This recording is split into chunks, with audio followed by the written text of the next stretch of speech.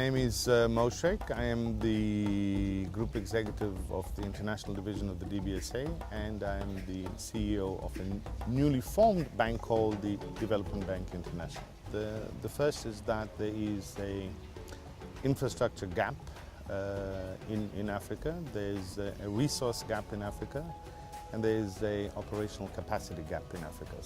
And what I took away from there is that the success for project development or success for infrastructure delivery in Africa is about how we address those fundamentally three gaps so that we could reduce what we are now calling 3 to 1, that projects in Africa take 3 times longer, they cost twice as much, and we only end up doing them once because they end up as discarded assets.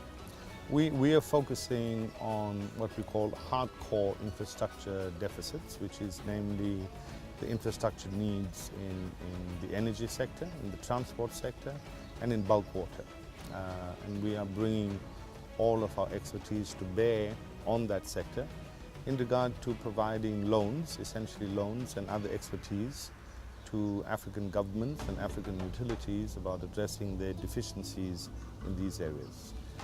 Well, there's a lot of donor agencies all working in Africa. There are a lot of donors in Africa all trying to do good work. But I think if there's greater coordination, if there's bringing about a greater clout to the deficits in Africa, then I think we'll be able to achieve much more.